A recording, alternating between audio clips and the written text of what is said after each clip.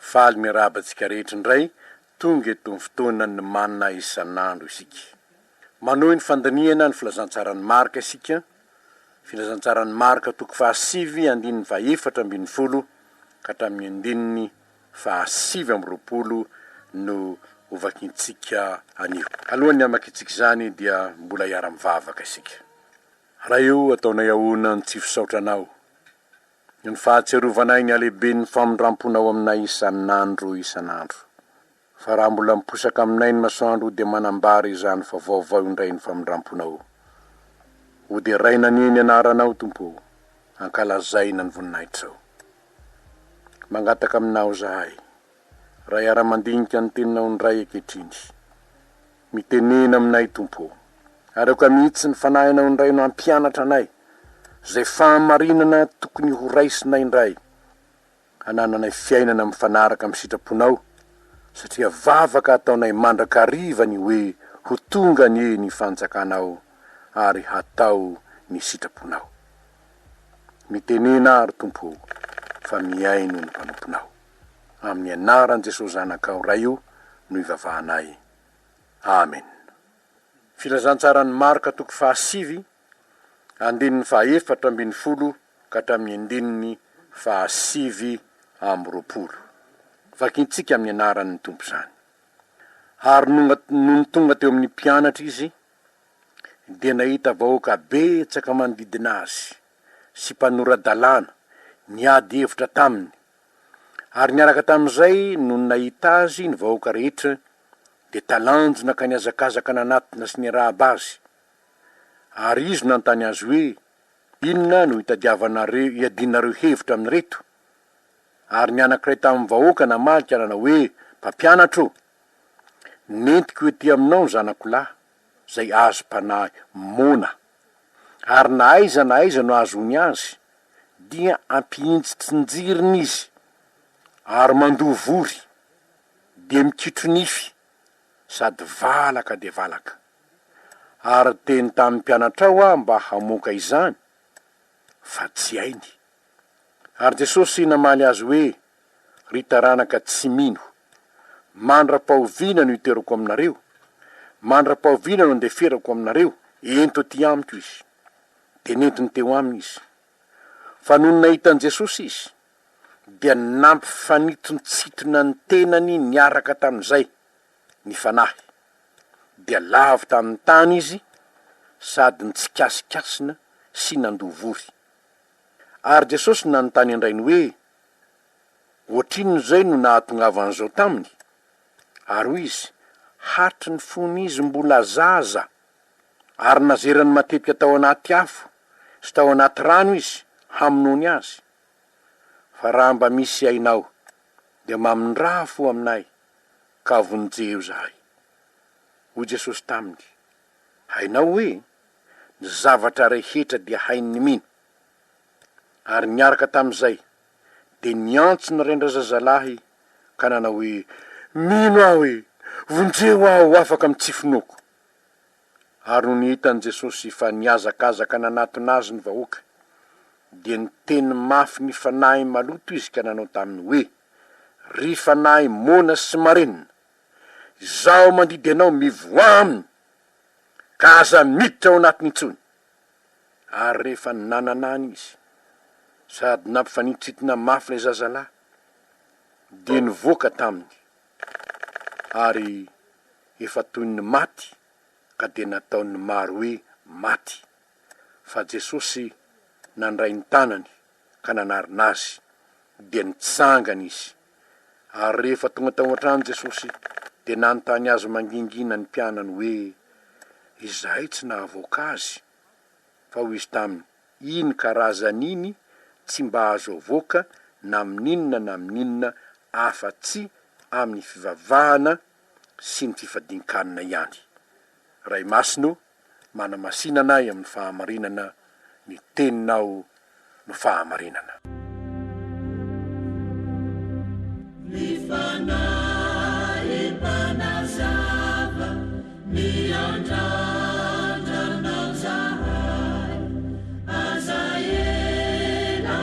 Tungava, tão bem.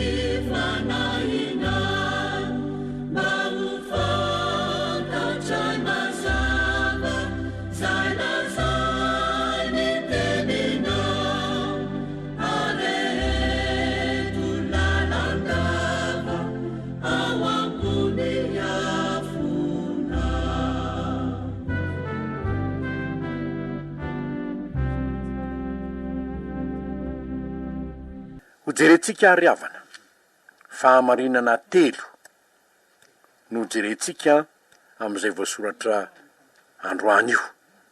Fahamarinana voalohany de zao: efa nisy hatramin'ny ela ny fanahy maloto na demonia mitoetra ao anatin'ny olona ka mahalasa dala na mahamona na mamparary azy. Efa nisy hatramin'ny ela. Nahoana moa tsika milaza zany? Tantaran'izany iny voalaza eto hoe efa nisy hatramin'ny ela ny fanahy maloto. Ny zavatra efa nisy hatramin'izay de volo mampijaly. Ary misy zany ry havana. Ny olona moa misy tsy mino an'izany, misy tsy mino an'izany. Mampalahelo ny mandre mpanompon'Andriamanitra, mandre mpitoroteny manao hoe misy milaza fa misy ny devoly. Izy aminareo anefa no efa nahita izany ene de asan'ny devoly mihitsy zany rehefa jerena amin'ny soratra masina. Azo ny fanahy maloto. Zany ny zavatra hitatsika eto, fanahy maloto. Ny demonia manko ry havana dia raha ny soratra masina ny jerena de misy telo ny toerany. Fanahy ratsy eny amin'ny rivotra. Efesianina 4:9-12. Ary ambaran ireny de ambaran'ny Petera hoe ny devoly fahavalonareo de mandehandeha tahaka ny lina mierina mitady zay arapany. Mandehandeha eny amin'ny rivotra eny izy, maka fanahin'ny olona le tsisy ery izy, manolo-tsaina ny olona le tsisy ery izy, tsy mipetraka ao anatin'ny olona reny, antoko anankiray reny. Fa misy ny mipetraka ao anatin'ny olona salan'ity demonia mona sy marenina ty. Ary efa hitatsika ihany koa tany amin'ny Marka 5:5, lay demonia zay nipetraka tao amin'ny lehilahy anankiray teny amin'ny fasana. Ka rehefa nanontaniany Jesosy hoe iza no anaranao? Legiona no anarako io satria maro izahay. Demonia maro no nipetraka tao amin'ny rangahy anankiray io. Ka lasa nakany amin'ny kisoa reo. 2 ny kisoa. Raha hoe tsirairay zany niditra tamin'ny kisoa anankiray, efa 2 zany ny fanahy maloto tao amin'ny rangahany.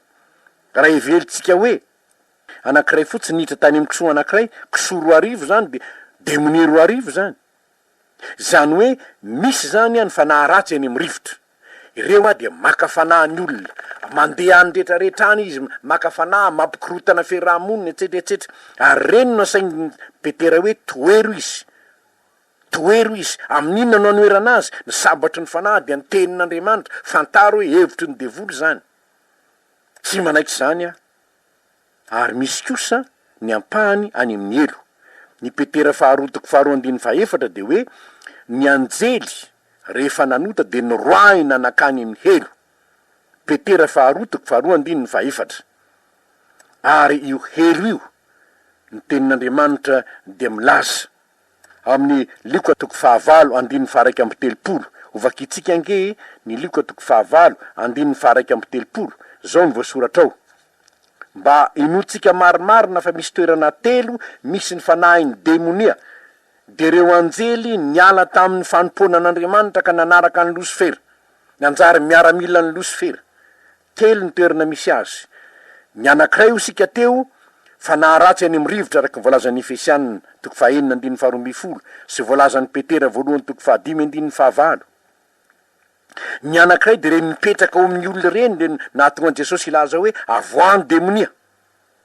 Ary ny anankiray koa ampahany anankiray kosa dia mipetraka ary ny 1:13 zao ny voalaza hoe ary ny fona taminy izy mba tsy andidiny azy hankany amin'ny lavaka tsy hita nonoa. Ary ran'laza izy hoe moa mifaninona akory zaho sy ianao ro Jesosy zanak'Andriamanitra avo indrindro? Masiny ianao aza mampijaly ahy. Mbola tsy tonga fotoana hampijaliana ahy. Fa izao mifona izy mba tsy andidiny azy ho any amin'ny lavaka tsy hita nono, any amin'ny helo zany.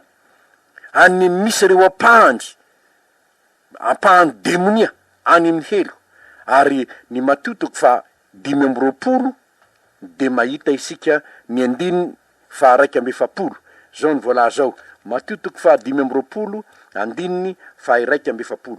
Ary laza indray am'izay eo ankaviany kosa izy hoe miala amiko ianareo zay voaozona ho any amin'ny afo maharitra mandrakizay zay voavoatra ho an'ny devoly sy ny anjeliny.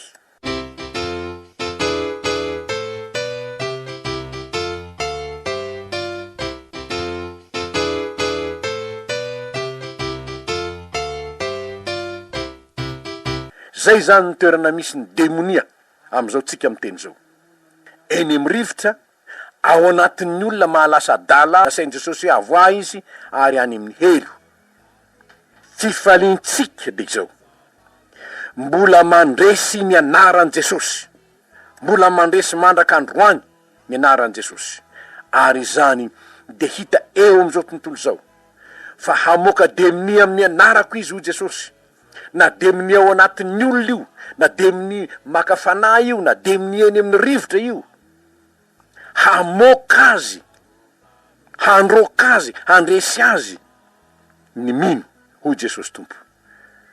Tsy hoe amin'ny herin'ny tenan'ny mino anefa nanaovana zany, amin'ny anaran Jesosy, satria fahefana avy amin'ny Jesosy no ampiasainy amin'izany. Indro manome fahefana nareo, hanapahefana amin'ny fanahy maloto, amin'ny asan'ny demonia, ko anjarany tsirairay avy zay mino ny mampiasa izany fahefana omen'ny tompo azy izany. Ny fahitantsika ity zazalahy ty manko de zao hoe nanontany azy Jesosy hoe hatramin'ny oviana moa no nanana n'ity tovolahy kely ty zany, de izy hoe hatramin'ny fahazazany, hatramin'ny andro ny fahazazany no nampahamona ity tovolahy ty zazalahy ty, hatramin'ny andro ny fahazazany. De lasa eritrerititsika hoe fa inona ary nahatonga azy ho tahaka zany, nahamona azy hatramin'ny andro ny fahazazany. Zao nefa ny zavatra jerevantsika, sao ndray tsika milaza hoe de zay mona rehetra zany dia demonia daholo ny mampahamona azy. Medicine moa ry havana dia mety mahafantatra ny hoe inona ny nahamona na nahamarenina anty zazy ty, mety ho hita zany. Nefa zao zany akory tsy manafona hoe dia médicalement daholo zany mahamona na mahamarenina, nefa koa tsy milaza hoe demoniaka daholo ny mona sy ny marenina. Fa ity hitatsika eto ty de zao ny voalaza eto hoe aritry ny fonizy mbola zazo anefa mona. Zany ny voalaza eto, ary namoahana demonia na sitrana azy. Ary zany tsy maintsy mbola anatanterahany minony hoe raha azony demonia lay zaza zanakao angamba, de zao nizy mety ho ahasitrana azy ny famoahana demonia. Raha demonia mona sy mareniny tahaka zay hitatsika teto, dia ny tompo ny anaran Jesosy no entina manasitrana azy. Izao nefa ny zavatra hitatsika, nitaraina ovonjena noho ny tsy finoany ra lehilahy, zany ny tena nahavonjy azy. Tsy hitan'izay atao, mefa niala nenina ihany izy nentiny tany mpianatra, tsy nahavoaka azy ny mpianatra, de nakany any Jesosy izy. Ary rehefa nalazany ny tompo hoe ento aty lay zaza, vonjeo zahay, hoy manko ny tenin'le rangahy hoe raha mba misy hainao de mamindrafo aminay. Tsy hitatsony efa nentina tarika, raha mba mahay ianao, de hoy Jesosy hoe hainao eo izy, ny zavatra rehetra de hainy mino. Niaraka tam'izay dia niantso ra lehilahy ka nanao hoe vonjeo aho afaka amin'ny tsy finoko. Hitan'ity lehilahy ty fa ny tsy finoana de tsy hainy atao niady taminy, tsy hainy natao ny miala tam'izany tsy finoana zany amin'ny herin'ny tenany, tsy hainy natao zany. De niantsoantso izy, vonjeo aho afaka amin'ny tsy finoko, vonjeo aho. Mino aho Jesosy, fa vonjeo aho afaka amin'ny tsy finoko e, mino aho fa mahay manao zany ianao, mino aho, vonjeo aho afaka amin'ny tsy finoko. Amin'ny fotoana sasany ry havana de misy fotoana tokoa mahatonga anao isalasala hoe fa aiza ihany ny tompo, efa mba nanao zao ihany, efa zao ihany. Ny tsy finoko ve no vonjeo aho tompo ho afaka amin'ny tsy finoko, vonjeo aho. Ianao ihany no afaka mamonjy aho, ianao ihany. Ny heriny mahandriamanitra anao, ampio aho atoky fa Andriamanitra mahery rainy mandrakizay andrina ny fiadanana ianao Jesosy.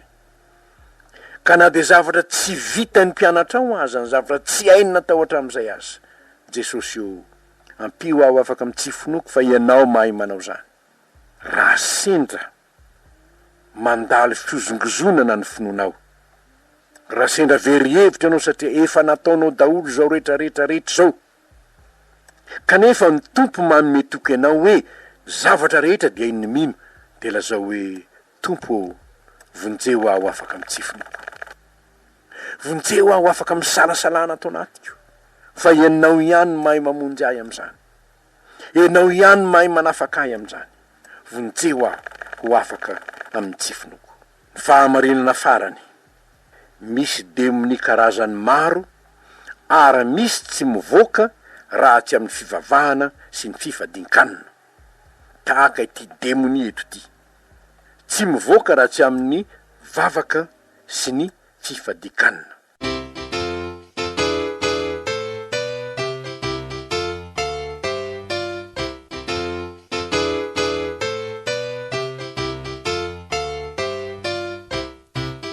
Hitatsika eto ry havana fa raha ny matotoko 7 sika de fa nilaza mihitsy ny tompo hoe maniraka anareo aho ary manome anareo fahefana hamoaka demonia sy hanasitrana ny aretina. Eto nefa de tsy nahavoaka ny mpianatra. Nentina tany mpianatra ty zazalahy ty, tsy nety nivoaka, tsy nahatafavoaka ny mpianatra. Nanontany an Jesosy mangingina ny mpianatra hoe izahay nika tsy nahavoaka azy. Ny 7:20 de hoy Jesosy hoe, hoy izy taminy, iny karazan'iny tsy mba azo avoaka na amin'inona afa-tsy amin'ny fivavahana ihany sy ny fifadikanina. Amin'ny fivavahana sy ny fifadikanina. Betsaka ny kristianina ry havana no tsy de mahazatra azy loatra zany hoe mifadianina zany. Vavaka sy mifadianina tsy de mahazatra ny olona loatra zany, satria tsy de ampianarina firy zany. Ny fifadin-kanina dia fanetrentena eo anatrehan'Andriamanitra tsy amin'ny fotoana rehetra kory, fa amin'ny fotoana sasany eo amin'ny fiainana ihany. Ijery eo amin'ny testamenta talohatsika, hotsongaitsika avy eo olona vitsivitsy ao amin'ny testamenta taloha hoe ny fadianina teo anatrehan'Andriamanitra. Misy amin'izy ireo nahazo valim-bavaka, misy tsy nahazo valim-bavaka na dia ny fadianina azy. Ohatra anankiray, narary ny zanaky Davida, zanany tamin'ny vadiny Oria io, tamin'ny Batseba, narary io zanany io. Zavatra nataony de ny fadianina mihitsy izy. Samuela 2:12, 2:20, ny vavaka sy ny fadianina izy. Zao ny valiny vavaka, tsia maty ihany le zanany. Rehefa reny fa hoe maty le zanany, de niariny izy, nisasy izy gagany olona. Hoe ahoana raha mbola narary le zaza, nahoana izy ny vavaka sy ny fadianina no ny maty le zaza, misasy izy. De ho ny valiny hoe, izy tsy ho aty amiko intsony fa izah no any aminy. Ny dikan'izany, izay ny sitrapon'Andriamanitra, zay ny valim-bavaka. Fifadikanina, Ezra, andeha ody avy any am-pahababony izy ho any Jerosalema, tondra olona maro. De inona nataony Ezra 2:20, ny vavaka sy ny fadianina izy ho andiany mandra-pahatonga any Jerosalema indray. Nehemia 5:1, rehefa nandray izy fa mijaly ny olona any Jerosalema, izy any am-pahababona nefa tena olona nitokiny mpanjana tany, Asuerosy mpanjaka, mpitondra kapoakany mpanjaka Nehemia. Rehefa nandray izy fa zava-doza no mitranga any amin'ny fireneny amindre olona sisa tavela any, de zao ny voalaza hoe ny ferinaina sy ny vavaka ary ny fadianina teo anatrehan'Andriamanitra izy.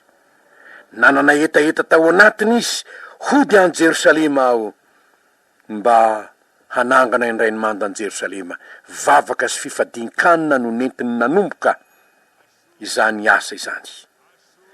Ny mponina tany Ninive, efa nilaza Andriamanitra fa horavana ny tanàna.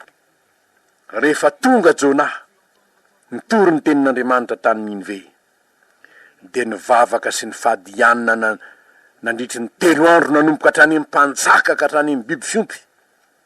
fanetentena teo anatrehan'Andriamanitra zany. Eo ny olona sasany hoe ny fadikanina dia any testamenta taloha fa tsy mba hita amin'ny testamenta vaovao zany, tsy hitao zany. No ny fahadianina 700 andro sy 700 alina alohan'ny ny anombohan'ny asany teto amin'ny tany amin'ny asa-pamonjeny 700 andro sy 700 alina izy nitokana ny vavaka sy ny fahadianina tany an-tendrombohitra. Matio 4 manomboka amin'ny 1 no hitantsika izany. Ny fiangonana tany Antiokia raha niraka ny Paoly sy Silasy izy tao anatin'ny fotoana fifadikanana sy fivavahana izy no nilazan'ny tompo hoe atokano Barnabasy Saoly hanao ny iraka zay fa niantsoko azy. De ny vavaka sy ny fahadianina izy nametra tanana taminy de naniraka azy andeha. Ary Paoly raha mijoro vavolombelona ny amin'ny maha-apôstôly azy ao amin'ny Korintianina 2:1-5 de manambara fa ny fadihanina matetika izy. Fa inona ny fifadikanina? Fanetrentena eo anatrehan'Andriamanitra. Tahaka ny milaza amin'Andriamanitra hoe Andriamanitra aleoko ny mivavaka avy aminao tsy zay ny sakafo tena mila zavatra avy aminao matery any. Valio vavaka ao Andriamanitra. De hoy ny mpanompon'Andriamanitra sasany hoe ny vavaka dia tahaka ny taratasy tsotra fa ny fifadikanina dia tahaka ny telegrama. Nahoana moa ianao mandefa telegrama? Maika azo valiny ianao. Ary amin'izao fotoan'izao moa mandefa mail. De ny mail anio anao no mandefa de eo ihany ianao de mahazo valiny. Ny fifadikanina dia fanambarana eo anatrehan'Andriamanitra, fanetrentena eo anatrehan'Andriamanitra milaza hoe Andriamanitra tery mihitsy ny amba azo an'io valim-bavaka io tery aho azo an'io valim-bavaka io. Ary zany na tonga andry Nehemia, andry Ezra, andry Ester, andry Paoly, andry Davida ny fadianina sy nanetry tena teo anatrehan'Andriamanitra. Tsy terena ny fio. Tsy terena io. Fa ianao ihany arakaraky ny etaetanao zay matery ny fonao. Maro ny kristianina mampiasa zany fifadin-kanina zany. Tsy mihina-kanina. Maro ny mampiasa zany. Ary na de ny fahasoasan'ny mpanorandalàna azy anazy hoe ny fahadianina indroa isan-kerinandro any ao izy. Fanetrentena eo anatrehan'Andriamanitra izany. Andramo ange, andramo de ho hitanao.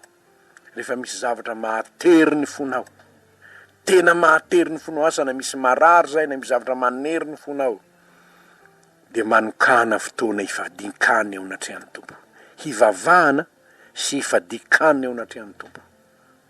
Ataovy amin'ny finoana fotsiny sy ny fanetrenteny zany. Hoe mifadianina eto anatrehan'Andriamanitra ianao. Tsy mihina-kanina ianao. Misotro rano azo atao. Fa ny tsy mihina-kanina mandra-paharivan'ny andro. Na amin'ny maraina fotsiny, na amin'ny maraina sy ny atoandro, na mandritsy ny tontolo andro mihitsy. Sasany aza mandritsy ny 3 andro. Ary zaho aza riavana de mahalala. Mpanompanitra iray. Nandritsy ny 700 andro sy 700 alina izy fadianina sy ny vavaka ho an'ny zanany. Efa any amin'ny tompo izany olony zany amin'izao tsika miteny zao.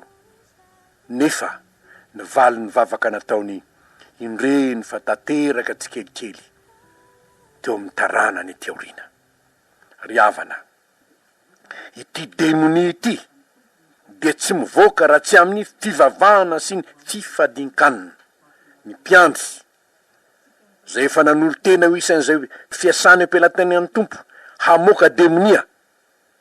Ilaina eny sao de misy demoni tsy mivoaka raha tsy amin'ny fivavahana sy ny fifadin-kanina. Andramo ka izao fa tsara Jehova satria hitatsika etony hoe misy karazana demonia tsy mivoaka raha tsy amin'ny fivavahana sy ny fifadin-kanina. Reo ndray ary ny fahamarina hitatsika riavana. Irana tsiny fa mety misy fahamarina mbola tianareo fantatra fantany mety apetraka reo nefa noho ny fotoana moa de tsy afaka manotra isika ko de ireo noho ny tsiponina ho fampahirezana atsika. Efa misy ny demonia aza atao kilalao fa tena fahavalo izy raha nefa toero izy ny tompo de andositra anareo. Raha sendra misy tsy finoana tonga ao aminatinao mitaraina aoka hitaraina tahaka an'ilay ranganana hoe vonjeo aho afaky ny tsy finoko. ary ny fifadikanina ataonao enoeny hoentinao manohana ny vavaka zay ataonao, fa ny fanetrentena dia fietsika akasitrahan'ny tompo ivavaksika. Midera sy mankalaza anao zay raha eo noho ny teninao nomenao anay androany indray, mampifaly anay, ny fahafantara anay mpamonjy io, fa na misy aza ny fahavalo mpandresiny miaraka aminao tompo ao. Misaotra anao zay ny am'zany, aza vela hanaiky ny demonia izahay, fa hanohitra ny demonia fahavalonay, ary ampianaro zay tompo mba hay manetry tena tahaka anao amin'ny fotoana sasany, mba hay mifadianina sy mivavaka, mba azonay fiaina mpandresena. Amin'ny anaranao mpamonjy io, nanaovanay zany vavaka zany.